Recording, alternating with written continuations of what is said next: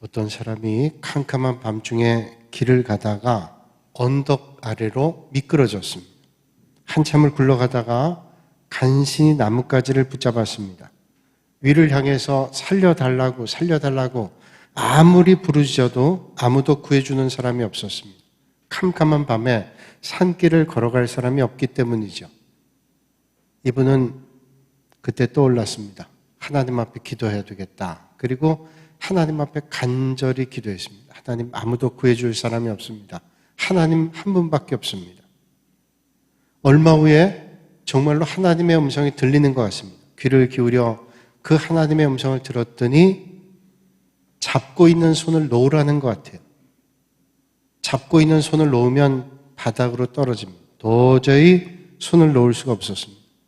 어떻게 할까요? 곰곰이 생각하다가 그때 위를 향해서 이렇게 외쳤다 그러죠. 위에 다른 분은 계시지 않습니까? 했다는 거예요. 하나님께서 손 놓으라고 하니 다른 사람이 필요한 겁니다. 그 위에 다른 사람은 없습니까?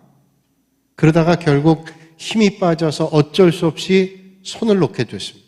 바닥으로 뚝 떨어졌어요. 떨어지는데 그 떨어진 거리가 20cm. 바닥도 모래바닥. 진작에 놓을 걸 했죠. 아마 제가 여러분에게 이 예는 여러 번 말씀드렸고 아마 여러분들이 다른 곳에도 여러 번 들었을 거예요. 근데 이것처럼 적절한 예는 없습니다. 우리가 하나님 앞에 이런저런 기도합니다. 기도하고 난 다음에 그 기도가 내 마음에 합당하지 않으면, 내 마음에 들지 않으면 하나님의 응답도 필요 없습니다. 내게 맞는 응답을, 내가 원하는 응답을 주십시오 라고 소리 지르는 것과 똑같죠. 오늘 우리가 매달렸던 손을 놓고 믿음으로 하나님의 팔을 의지하면 절벽 아닌 하나님의 품에 안기게 되어 있습니다. 내 마음에 들지 않는다 할지라도 하나님을 의지하면 사는 길이고 하나님을 의지하는 길이 복 있는 길입니다. 오늘 이 아침에 여러분들이 하나님 아닌 것을 붙잡고 있다면 하나님 아닌 것을 놓고 하나님을 붙잡으실 수 있기를 주님의 이름으로 축복합니다. 여러분, 우리 주님께서 말씀하실 때 여러분들은 얼마나 하나님의 말씀에 순종하시는지요. 내 계획과 뜻대로 되면 아멘, 아멘 하다가 그렇지 않으면 하나님께 반문하고 원망하지 않습니다. 곰곰이 생각해 보면 우리가 일을 시작할 때 얼마나 하나님의 뜻을 물었는가 하는 겁니다. 그런데 시작할 때는 묻지 않고서는 일이 잘 되지 않을 때는 원망과 책임과 비난을 하나님께 돌리고 있지 않습니다. 시작할 때 하나님 앞에 묻지 않고 안 되면 원망하는 거예요. 여러분, 우리가 어떤 일을 시작하기 전에 반드시 하나님 앞에 물으실 수 있기를 바랍니다. 로마서 1장 10절에 바울은 이렇게 말하죠. 어떠하든지 이제 하나님의 뜻 안에서 너희에게로 나아갈 좋은 길 얻기를 구하노라. 하나님 뜻 안에서 내가 나가기를 원한다는. 바울은 늘 로마로 가기를 원했습니다. 로마에 가서 복음 전하기를 원했습니다. 그러나 그 간절한 소망도 하나님의 뜻 안에서만 그렇게 하겠다는 것입니다.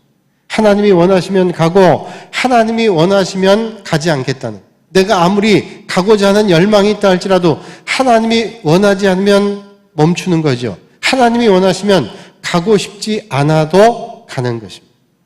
이게 오늘 믿음의 성도들의 삶의 자리예요. 어떤 때는 저도 마음의 열망이 있습니다. 거기 가고 싶다.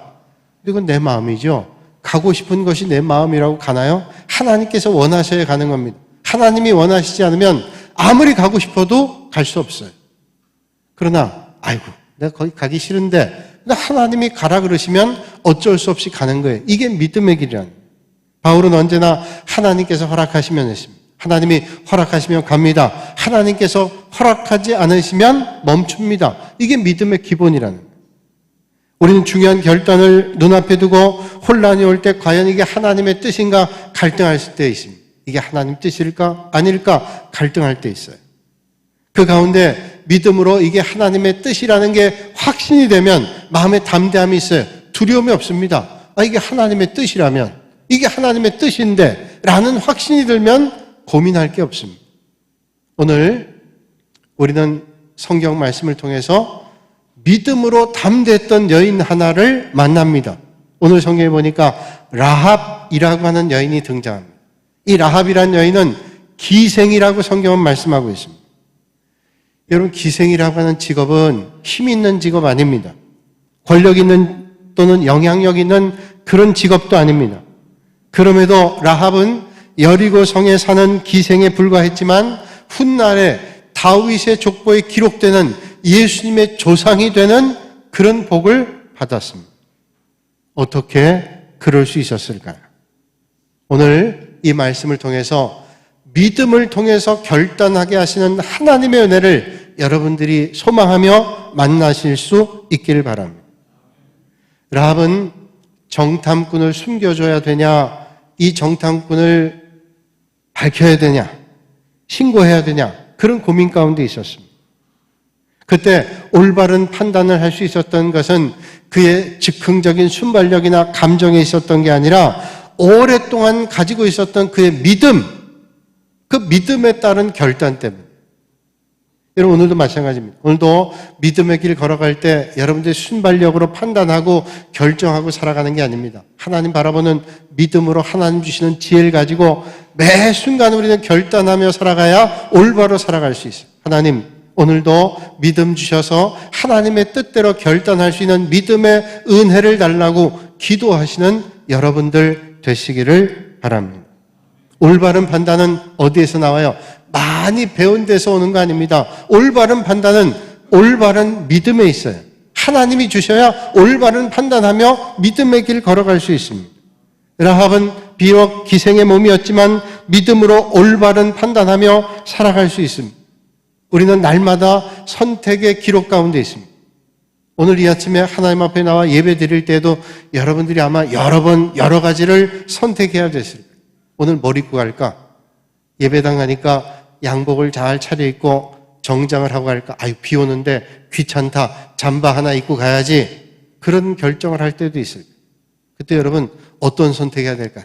어떻든 하나님 앞에 나와 예배 드리는데 우리가 그래도 정성껏 준비를 하고 하나님 앞에 나가 예배 드려야지. 믿음의 결단. 아, 오늘 비 오는데 예배당 가지 말까? 그런 고민도 있어요. 그러나 비가 와도 하나님 앞에 나와 예배 드려야지. 그것도 믿음의 결단이에요. 여러분, 우리는 믿음 생활하면서 수없는 결단과 판단하며 우린 살아갑니다. 그때 하나님 기뻐하시는 결단을 여러분들이 하실 수 있기를 바랍니다.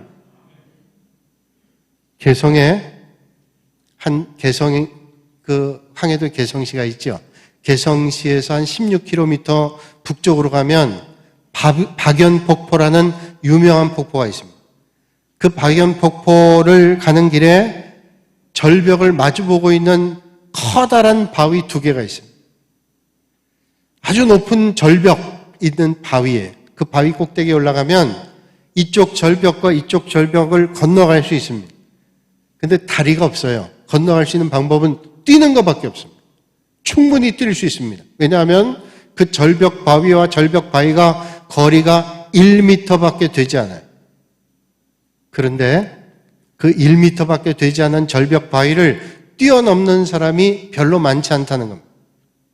만약에 낮은 평지에 그런 바위가 있다 그러면 얼마든지 뛰어넘을 겁니다. 어린아이도 1m 정도는 뛰어넘을 수 있을 겁니다. 그런데 높은 절벽 꼭대기에 마주하고 있는 두 절벽에서 1m를 넘는다는 게 쉽지 않습니다. 왜냐하면 아래를 바라보니까 다리가 후들후들거려요. 그래서 뛰어넘기가 힘들죠. 그래서 그 절벽 바위의 이름을 결단의 바위라 이렇게 명명하고 있습니다. 결단이 없이는 못 뛰어넘는다는, 우리 인생도 결단입니다. 어떤 결단이에요? 믿음의 결단. 매 순간 믿음의 결단이에요. 아, 이거 하려니까 내가 육신이 연약하고 이렇게 하려니까 내가 이거 좀 손해보겠는데, 그게 판단 기준 되면 우리는 믿음의 결단 한 번도 할 수 없어요. 믿음의 결단은 그 결단이 하나님이 원하시는 건가, 하나님이 원하시지 않은, 이거 생각하면 됩니다. 이게 하나님 원하시는 거면 내가 손실 보고 어려움이 있다 할지라도 하는 겁니다. 그러나 그게 하나님 원하시지 않은 거면 아무리 유익이 되고 내가 이익을 얻는다 할지라도 멈추는 거죠. 이게 믿음의 결단이라. 내가 하나님 앞에 바르게 살겠다는 결단으로 행하는 겁니다. 구원받은 그리스도인으로서 이 땅에 살면서 우리에게 가장 필요한 것이 있다면 나를 향하신 하나님의 선하신 뜻을 바르게 분별하고 결단하는 겁니다. 직업 선택할 때도 마찬가지. 이게 나에게 얼마나 많은 소득을 주느냐 무시할 수 없죠. 그러나 아무리 큰 소득을 준다 할지라도 하나님이 원하시지 않은 거면 멈춰야 맞는 거 아니에요? 어떤 사람과 결혼해야 될 때 결혼은 사랑이 중요하죠. 그 선택에도 하나님을 향한 믿음을 잃어서는 안 됩니다. 어떤 자리에서 주님을 섬기며 사는 것이 하나님의 뜻인지 끊임없이 물어야 돼요. 어떤 자리에 서야 될 때 이게 하나님께서 원하시는 자리인지 하나님께서 원하시지 않는 자리인지 선택하지 않고 덜컥 사람 따라 결정하면 잘못된 선택할 때가 많습니다. 우린 보잖아요. 잘못된 선택에서 얼마나 잘못된 길을 갔는지. 그래서 우리는 하나님 앞에 끊임없이 물어야 돼요. 그렇다면 하나님의 뜻을 오해하지 않고 바르게 분별하면 어떻게 해야 돼요? 여러분, 어떻게 하면 올바른 선택하며 하나님의 뜻대로 살아갈 수 있을까요? 여러분, 바른 뜻대로 하나님의 뜻대로 살기 위해서는 하나님의 말씀을 바르게 알아야 됩니다. 많은 신학자들이 말하죠. 성경 말씀은 오늘 사는 우리에게 주시는 완전한 계시다 이렇게 말씀합니다. 이게 무슨 말일까요? 하나님의 말씀은 오늘 사는 그리스도인들에게 주시는 완전한 계시다. 하나님의 뜻이 성경에 있다는 거예요. 계시에는 두 가지가 있다 그러죠. 직접 계시하시는 것과 간접 계시하시는 것. 직접 계신 뭐예요? 하나님께서 말씀하시는 거예요. 자, 오른쪽으로 가라, 왼쪽으로 가라, 계약해라, 계약하지 말라. 하나님이 말씀하시는 거예요. 그런데 이 자리에 있는 여러분 가운데 그렇게 하나님이 말씀하신 걸 들은 분이 계신지요? 아, 하나님께서 이렇게 계약하라 그랬다. 하나님께서 이리로 가라 그랬다. 가짜일 가능성이 상당히 많습니다.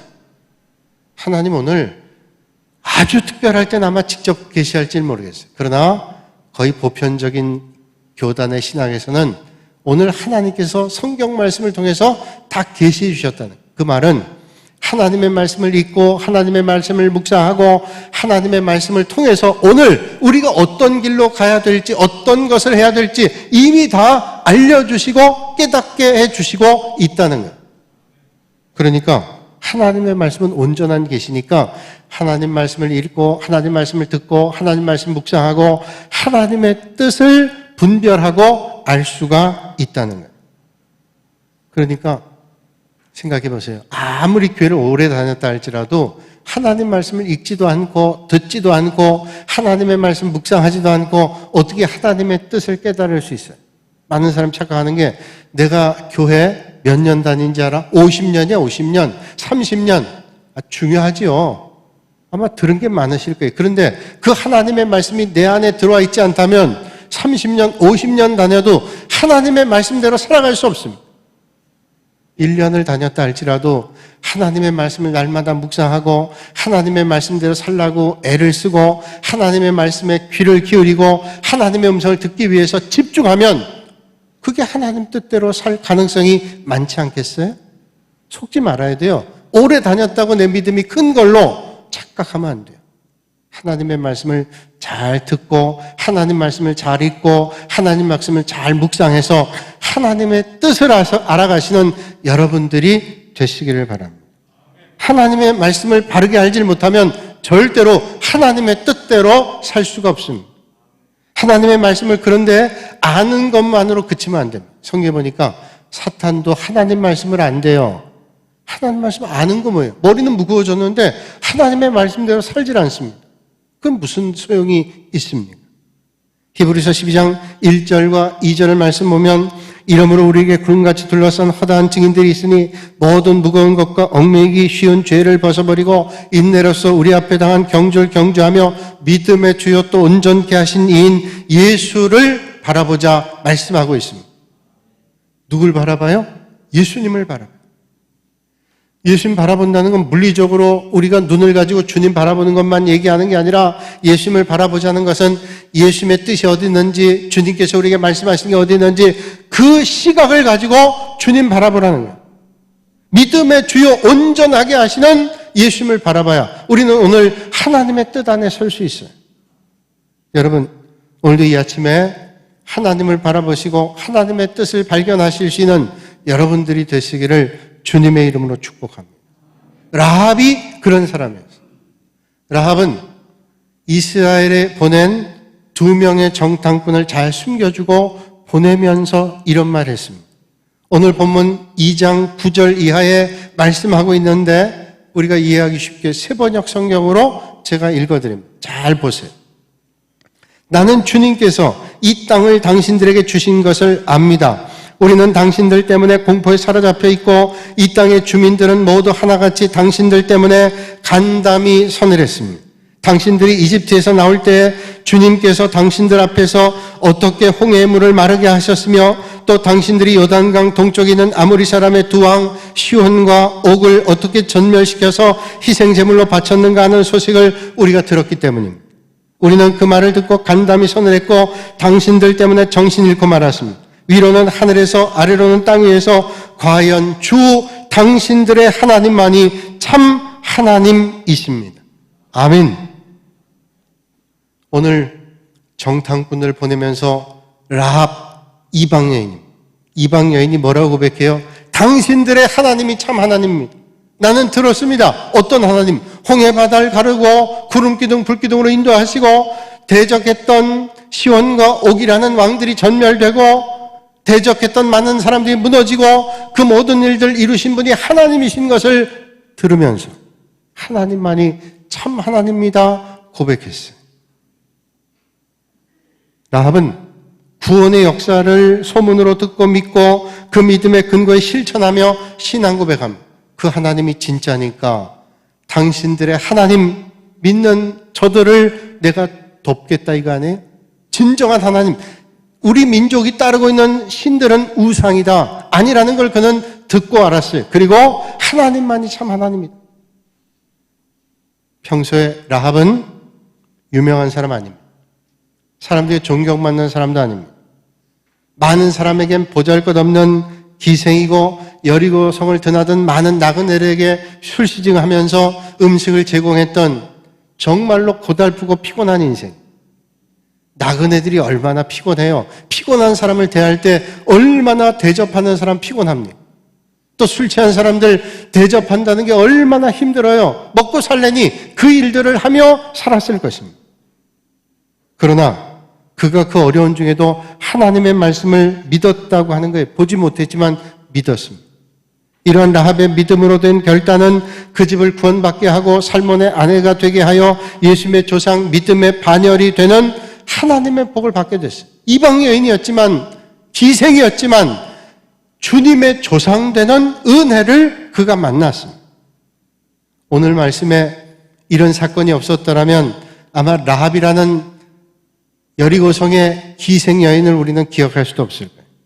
그런 보잘것없는 여인이었지만 믿음으로 하나님의 역사를 믿었던 그 믿음이 결국 예수님의 조상 되게 하는 하나님의 은혜를 만나게 했습니다. 오늘 이 아침에 연약하고 부족하다 할지라도 하나님을 바라보는 믿음이 크고 크셔서 하나님의 역사 앞에 위대하게 쓰임받으시는 여러분들이 다 되시기를 주님의 이름으로 축복합니다. 오늘 말씀 보면 이제 가나안 중앙고지에 여리고성이라는 게 있는데 이 여리고성을 들어가야 가나안 땅에 들어갈 수 있습니다. 이 가나안 땅에 들어가게 하기 위해서 여호수아는 정탐꾼 2를 보냅니다. 과연 얼마나 많은 병사가 성벽을 지키고 있고 어떤 문으로 들어가야 들어갈 수 있고 이런 정보를 얻기 위해서 정탐꾼을 보냈습니다. 가나안 땅 들어가기 위해서 하나님께서 그렇게 하셨다는 거예요. 그런데 어떤 주석가들은 오늘 이 본문을 해석하면서 하나님의 뜻에는 라합을 구원하시려고 하는 구원의 계획이 있었다. 그렇죠? 세상의 모든 걸 알고 계신 하나님께서 모르실 일이 없죠. 하나님께서 가나안 땅을 정복하게 하시려는 계획도 있고 그 일에 라합이 쓰임받도록 하고 이 라합이 구원받게 하고 예수님의 조상되는 축복을 보여주시면서 어떤 믿음의 자세를 가지고 살아야 될까를 우리에게 말씀하시기 원하셨다는. 어느 날 저녁에 2명의 정탐꾼이 이 기생집에 뛰어들었어요. 놀랄 일 아닙니다. 왜냐하면 이 기생이 대접을 하는 말하자면 주막 같은 거죠. 많은 사람들이 오가는 거예요. 여리고 성은 큰 성이기 때문에 주변에 있는 많은 사람들이 오가는 곳입니다. 거기 들어가는 사람들은 대체로 다 남자들입니다. 그러니까 정탐꾼도 거기에 끼어서 숨기가 용이했을 거예요. 왜냐하면 멀리서 온 나그네들 끼어 있기 때문에 정탐꾼이라고 해도 표가 나지 않아요. 그러니까 당연히 그 기생 라합의 집에 들어가서 숨기가 좋단 말이죠. 또 하나는 여리고성은 2개의 성벽으로 되어 있습니다. 보통 우리가 알고 있기를 성벽 하나 안에 또 성벽이 있는데 그 사이에 이 나그네들이 머무는 주막이 있어요. 그러니까 만약에 정탐꾼이라는 게 드러나게 되면 도망가기가 용이합니다. 이쪽으로 가든 저쪽으로 가든 도망갈 그런 도주로가 충분한 곳이에요. 이런 계략을 가지고 정탐꾼들이 숨었습니다. 그런데 보세요. 라합은 이들이 정탐꾼인 것을 알았습니다. 어떻게 알았을까요? 이 정탐꾼을 추격하는 가난 병사들이 있었다. 그러니까 그들이 당연히 정탐꾼인 걸 알았겠죠. 그런데 라합은 기지로 그들을 숨겨줍니다. 오늘 5절에 어디로 갔는지 알지 못하되 급히 따라가. 지붕 위에 3대에 숨겨놓고는 딴청을 하는 겁니다. 아, 그 사람 왔다 갔는데 다른 데로 갔으니 빨리 쫓아가라는. 생각해 보세요. 이런 말 한마디가 믿음 없이 가능할까요? 믿음 없이는 절대로 안 돼요. 아, 그 사람 뭐 생면부지 처음 본 사람인데 그들을 도와줄 이유가 어디 있겠어요? 자기 목숨 걸고 만약에 잘못했다간 민족의 반역자라고 죽임당하거나 만약에 그 사실이 밝혀지게 되면 동족들에게 얼마나 핍박당하겠어요. 살아있어도 살아있는 게 아닙니다. 그런데 어떻게 정탐꾼들 생면부지 전혀 알지 못한 사람들을 도망가도록 해줬을까요?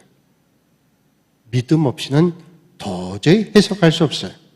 히브리서 11장 31절에 증명하고 있습니다. 히브리서 11장은 믿음의 장이라 그러죠. 그 11장 31절에 이렇게 말씀합니다. 믿음으로 기생 라합은 그 결단에 믿음으로 기생 라합은 정탐꾼을 평안히 영접하였습니다. 뭘로요? 믿음으로 정탐꾼을 영접하고 그를 돌봐줬다는 거예요. 믿음이 없이는 안 된다는 거예요. 믿음이 이 라합의 행동을 가능하게 했다는 거예요. 그렇습니다, 여러분. 진정한 믿음이라는 게 뭘까요? 진정한 믿음은 하나님을 믿는 믿음으로 내가 죽어도 좋겠다.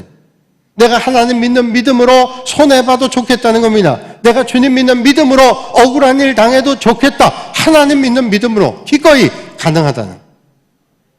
라합은 하나님 믿었기 때문에 어떤 어려움과 위협에도 불구하고 정탐꾼 숨겨주는 결단을 할 수 있었습니다. 여러분 오늘도 하나님 기뻐하시는 믿음의 자리에 있기 위해서 때로는 만난 어려움이 있다 할지라도 믿음의 결단을 담대히 하실 수 있는 여러분들이 되시기를 주님의 이름으로 축복합니다. 이게 믿음의 사람이잖아요. 믿음의 사람이 어려움 오면 아이고 내가 이랬다간 어려움 당하는데 그리고 색깔 달리해서 얼른 저쪽으로 갔다가 아이고 내가 이쪽에 있다간 손해보겠다 얼른 저쪽으로 옮겼다. 이거 박쥐하고 똑같은 거 아니에요? 여기 붙었다 저기 붙었다. 이게 믿음의 사람은 하나님이 원하신 자리에 있는 겁니다. 그게 손해보든 이익을 보든 하나님이 원하신 자리에 있는 게 이게 믿음의 사람이지. 아이고 저쪽이 사람이 유리하겠다 거기 붙었다. 아, 또 저기 붙었다. 믿음의 사람이에요? 이러면 안 되는 거지. 라합의 신앙은 우리를 부끄럽게 해요. 담대한 믿음 아니에요. 지금도 많은 곳에서 믿음 때문에 자신의 이익을 포기하는 사람들이 얼마나 많은지 모릅니다. 직장에서도 믿음으로 살려고 얼마나 많은 사람들이 애를 씁니까? 가정에서도 믿음으로 살기 위해서 얼마나 많은 사람들이 애를 씁니까? 아직도 많은 선교지에서 얼마나 많은 선교사님들이 믿음으로 살려고 애를 쓰시는지 아세요? 저 가까운 친구 가운데 하나가 러시아에서 선교했습니다. 러시아에서 아주 중요한 일들을 했어요. 하다가 지금 이제 한국에 와서 목회하고 있는데 그 친구가 러시아에서 선교할 때 안식년으로 잠깐 나왔어요.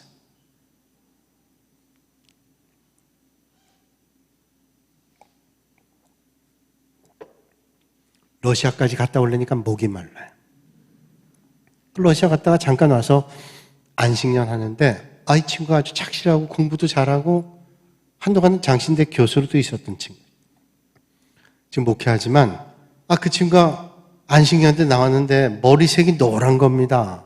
그래서 이 친구가 러시아 살더니 러시아 사람 비슷해졌네. 우리 그렇잖아요. 미국에 오래 살면 미국 사람 비슷해지고 또 동남아에 오래 살면 동남아 사람 비슷해지고 그런 분위기에 우리는 맞춰지게 돼 있어요. 이 친구는 러시아에서 선교하니까 러시아 사람 비슷하게 닮았다. 근데 노래도 너무 노란 거예요, 머리가. 그래서 물었습니다. 이상하네. 나는 머리가 이렇게 노란 줄 몰랐는데 이렇게 노래졌냐 그랬더니 친구가 얘기하는 염색을 했대요, 염색. 그래서 무슨 선교사님이 염색을 하냐고 그랬어요. 아마 몰랐더라면 오해했을 거예요. 그게 그 친구가 얘기하죠. 내가 러시아에 사역하는데 한국 사람들이 러시아 마피아에게 테러를 많이 당한다. 한국 사람들이 돈을 가지고 다니니까 러시아 사람들이 그때만 해도 마피아들이 테러를 많이 해요. 그래서 안전을 위해서 염색을 했다는 거예요. 보기가 이상해도 이해해달라는 거예요. 그때 이해했어요. 이 친구가 고생 많이 한 낯선 땅에서 뭘 의지하겠어요. 그 친구 얘기 들으니까 옆집 사람이 죽었대요. 테러를 당해서. 주변에 그런 사람들이 많이 있다는 겁니다. 이제 지금 많이 좋아졌겠지만 그때만 해도 양변기 하나가 고장난 게 밖에 나가 있으면 좌변기 이런 거죠. 나가 있으면 나가자마자 없어진대. 그때만 해도 너무 어려울 때. 그러니까 동양 사람들, 한국 사람들 보면 테러가 생기는 거예요. 오늘도 여러분 목숨 걸고 선교하는 사람들이 있어요. 오늘도 복음을 위해서 하나님의 나라를 위해서 목숨 건 사람들이 있습니다. 이 세상에는 믿음 때문에 고난받고 애쓰는 사람 많이 있습니다. 여러분 만일 라합과 같은 시험이 우리에게 주어졌다면 믿음의 결단으로 기꺼이 믿음의 길 가실 수 있길 바랍니다. 참된 믿음 뭐예요? 어려움이 있다 할지라도 하나님 기뻐하시는 믿음의 자리에 서는 거죠. 그렇다면 이 라합은 어떻게 그런 믿음을 갖게 됐을까요? 그는 이방인이었죠. 그는 유대인도 아니었습니다. 복음을 접하기에 가까웠던 사람도 아닙니다. 이방 사람이. 근데 어떻게 이런 믿음 갖게 됐을까요? 저희 교회 처음 등록한 분들에게 여쭤보면 그런 얘기를 합니다. 누구에게 들었습니다. 어떻게 알게 됐어요? 근데 대체로 어떤 거냐면 그냥 오신 분이 없어요. 홈페이지를 들어갔거나 아니면 누군가를 통해 소개를 받았거나 아니면 어떤 얘기를 들었거나 그래서 교회 오신 분들이 많습니다. 다 들었어요. 봤어요. 그래서 알게 됐다는. 대부분 듣고 알게 됐다는. 오늘 여호수아 2장 10절에 말씀하죠. 이는 너희가 애굽에서 나올 때 하나님께서 홍해물을 마르게 하시고 광야길을 인도하시고 시온과 옥을 전멸시켰던 하나님의 역사를 우리가 들었습니다. 그러니까 이 라합의 믿음은 어디서 생겼냐? 들었다는 거예요. 라합은 본래 이방 여인으로 믿음을 갖고 있지 않았습니다. 그런데 그가 살고 있는 그리고 그가 운영하고 있는 그 나그네들의 쉼터 주막집에서 많은 하나님의 역사의 일들을 들었습니다. 그리고 마음속에 믿음이 생겼어요. 작게지만 믿음이 생겼어요. 유대인들이 하나님의 인도하심으로 여기까지 오겠구나. 그러면 하나님의 인도하심 앞에 있는 저들의 능력은 하나님 때문에 위대하겠구나. 그런 믿음들이 생겼단 말이에요. 그렇습니다. 믿음은 들음에서 납니다. 믿음은 언제나 계시되는 하나님의 말씀에 대한 그 믿음을 받아들이는 하나님의 말씀을 받아들이는 응답에서 옵니다. 로마서 10장 17절에 말씀하죠. 믿음은 들음에서 나며 들음은 그리스도의 말씀으로 말미암았느니라. 자꾸 듣는 거예요. 들으면 믿음이 생겨요. 오늘도 하나님의 말씀을 들으심으로 여러분의 심령 가운데 하나님을 향한 믿음과 기대가 생겨나실 수 있길 바랍니다. 자꾸 들으면 믿는데요. 어떤 걸 듣느냐가 중요해요. 북한 사람들 보면 쇠뇌 된다 그러죠. 잘못된 것도 자꾸 들어보세요. 쇠뇌가 됩니다. 그래서 사물을 올바로 판단할 수 없어요. 1996년 9월 16일 날 동해 앞바다에서 북한 잠수함이 발견됐어요. 그 잠수함은 그 전날 무장공비를 태워가지고 동해안에 내려놓고 이제 그 무장공비들을 다시 태우기 위해서 들어왔다가 좌초된 잠수함. 거기 잠수함에 타고 있던 승조원이라 그러죠. 26명 가운데 25명이 죽었습니다. 자살하기도 하고 이런저런 일로 죽었어요. 그리고 한 사람이 탈출을 했습니다. 붙잡았어요. 이광수라는 사람, 여러분 다 아실 거예요. 붙잡았는데 그 사람이 나중에 이런 말을 했죠. 그가 동해 어떤 마을에 내렸는데 자동차가 너무 많다라는 거예요. 시골길 아니에요. 서울도 아닙니다. 대도시도 아닙니다. 자동차가 근데 많다는 거예요. 사람들이 입고 다니는 옷도 보니까 이게 아주 좋은 옷을 입고 있다는 거예요. 그가 북한에서 들을 때는 북한에는 남한에는 헐벗고 가난하고 못 먹는 거지가 너무 많다는데 아니 못 먹는 건 그냥 자동차도 많고 그런데 그걸 보고도 쉽게 믿어지지가 않더래요. 너무 들은 게 많기 때문에 무장공비로 내려오면서 교육받았음에도 불구하고 보고도 안 믿어지다. 여러분 거짓을 자꾸 들어보세요. 쇠뇌가 됩니다. 잘못된 걸 들어보세요. 쇠뇌가 됩니다. 그러니까 우리가 들어도 어떤 걸 들어야 돼요? 하나님 믿음 안에 우리가 든든하게 새는 복 있는 말씀, 하나님의 은혜의 말씀, 하나님 주시는 은혜 귀한 복된 말씀을 들어야 우리가 복 있는 인생 살지 않겠어요? 라합은 여리고 들어가는 길목에 기생으로 술 파는 여자였어요. 그런데 그 나그네들을 술시중하면서 그가 들은 것이 있습니다. 많은 말들이 들었을 거예요. 술 취한 사람이 시답지 않은 말을 하기도 하고 쓸데없는 말 하는 말도 있고 남을 비난하는 말도 있고 저주하는 말도 있고 무슨 술 취한 사람들에게 좋은 말이 있겠어요. 그런데 그 술 취한 사람들의 말 가운데 이스라엘 백성들의 역사하신 하나님의 역사를 그는 들었어요. 그리고 마음속에 차곡차곡 하나님의 역사에 대한 것을 마음속에 채웠습니다. 그리고 그에게 믿음이 생겼어요. 그 하나님께서 이스라엘 백성들이 이끌고 이 땅에 들어온다면 우리는 이제 끝났고 그때 우리는 어떤 삶을 살아야 될까? 진정한 하나님이신 여호와 하나님을 믿어야 되겠다. 그런 믿음이 생겼어요. 그리고 이 정탐꾼이 갈 때 표를 내라 그랬잖아요. 표를. 어떤 표예요? 내가 당신을 도와줬으니 참 하나님이신 그 하나님께서 역사하실 때 나를 구해달라고 하는 표. 믿음이 없이는 불가능. 여러분 정말로 지혜롭고 슬기로운 사람은 기회를 포착하고 올바른 판단하는 사람. 라합은 판단이 빠를 뿐만 아니라 정확했습니다. 어느 날 저녁에 일어난 사건으로 인해 라합의 인생이 달라졌습니다. 순간의 판단으로 그의 인생이 달라졌어요. 그가 그 마음속에 믿음이 쌓여있지 않았더라면 아마 술집 여인 기생 라합을 우리는 기억할 이유도 기억할 수도 없었을 겁니다. 우리 인생도 마찬가지. 하루하루 순간순간 판단해야 될 일들 많습니다. 무엇이 옳고 그른지 제대로 보지 못하면 돌이킬 수 없는 실수의 잘못된 길에 빠질 때도 있습니다. 힘든 세상에 판단 기준이 때때로 애매모호할 때도 있습니다. 진리가 여기 있다, 진리가 여기 있다 그러면서 우리를 미혹할 때 있습니다.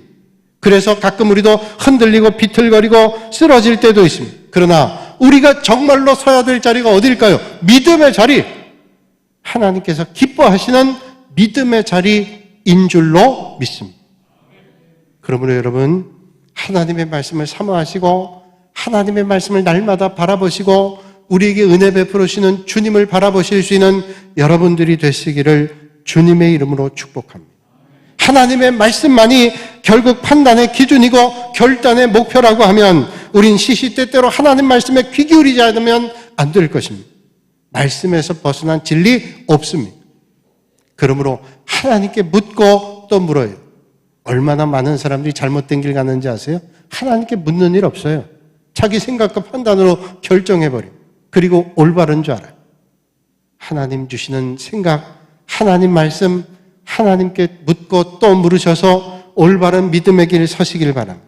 라합은 믿음으로 결단하여 믿음의 조상되는 영광을 얻게 됐습니다. 오늘 우리도 이렇게 하나님 말씀으로 영안이 열려 삶 가운데 늘 하나님의 인도하심을 받음으로 올바른 판단하며 바른 길에 서실 수 있게 되기를 주님의 이름으로 축원합니다. 거룩하신 아버지 하나님, 우리는 날마다 판단하며 살아갑니다. 그 판단이 하나님의 뜻 안에 나온 올바른 판단 되게 하여 주시옵소서. 그러기 위하여 하나님의 말씀을 사모하며 하나님의 말씀을 날마다 대면하게 하시고 하나님 주시는 은혜와 지혜로 하나님의 뜻 가운데서는 지혜로운 인생 되게 하여 주시옵소서. 예수님의 이름으로 기도하옵나이다. 아멘.